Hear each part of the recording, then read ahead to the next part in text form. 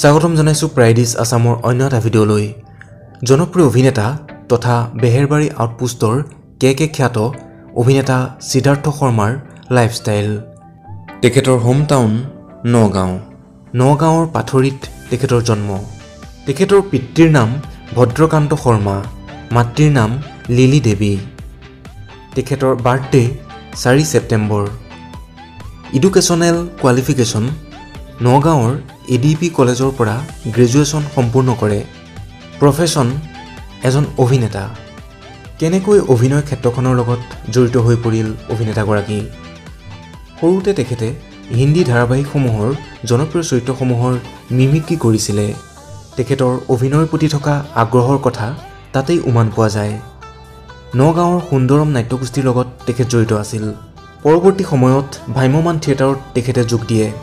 সঞ্জীৱনী theatre আৰু ব্ৰহ্মপুত্ৰ থিয়েটাৰত তেখেতে অভিনয় কৰিছিল। ৰং চেনেল যোগে সম্প্ৰচাৰিত হোৱা এখন মেগা ধাৰাবাহিক ৰাগিনীত তেখেতে প্ৰথম ধাৰাবাহিকত অভিনয় কৰে।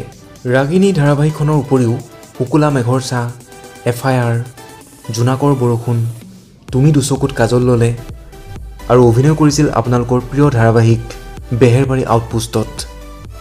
ৰেঙনি চেনেল যোগে সম্প্ৰচাৰিত হৈ থকা এই বেহেৰবাৰী আউটপোষ্ট ধাৰাবাহিকখনৰ জৰিয়তেই জনপ্ৰিয় হৈ পৰে অভিনেতা সিদ্ধাৰ্থ শৰ্মা ওৰফে কে। VCD ছবি জানমণি 2012তো দেখিবলৈ পোৱা গৈছিল অভিনেতা সিদ্ধাৰ্থ শৰ্মাক। নাটক, থিয়েটাৰ, ধাৰাবাহিক, VCDৰ উপৰিও অভিনেতা সিদ্ধাৰ্থ শৰ্মাক দেখিবলৈ পোৱা গৈছিল কেইবাখনো অসমীয়া বোলছবিত। অৰূপ মান্না পৰিচালিত আইদেউ চিনেমাখনত তেখেতে প্ৰথম বোলছবিত অভিনয় কৰে। পৰৱৰ্তী সময়ত খেল, দ্য গেম, দূৰদৰ্শন, কোঁৱৰ পোৱৰ কোঁৱৰ, পিয়াৰ প্ৰিয়, প্ৰতিঘাত, বান্ধোন, ৰাইনো এক্সপ্ৰেছ আদি চিনেমাত দেখিবলৈ পোৱা গৈছে। এতিয়া আহিছোঁ তেখেতৰ ৰিলেশ্যনশ্বিপৰ কথালৈ। তেখেত বিবাহিত। ডিম্পী গোস্বামীৰ সৈতে বিবাহপাশত আবদ্ধ হয় জনপ্ৰিয় অভিনেতাজন। তেওঁলোকৰ এটি পুত্ৰ সন্তানো আছে।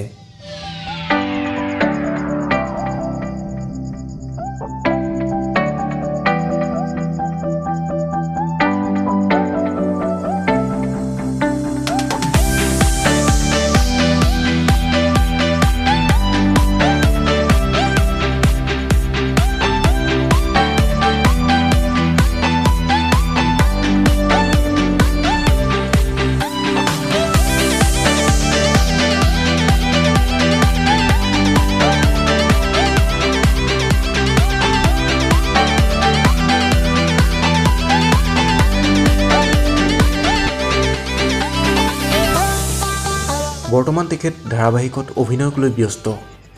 দুই এটা মিউজিকৰ ভিডিঅ'টো দেখিবলৈ পোৱা গৈছিল জনপ্ৰিয় অভিনেতাজনক।